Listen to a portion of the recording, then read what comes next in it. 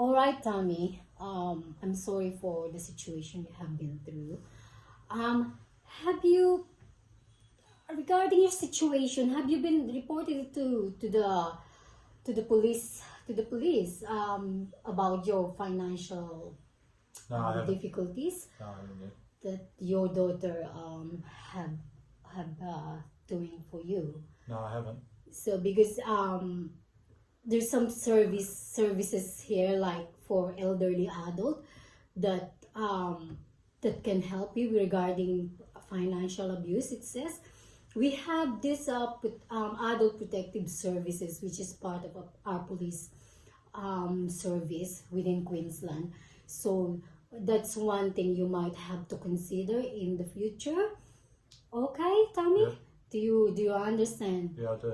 This officer services might gonna help you in the future. All Yeah. right? Okay. Okay.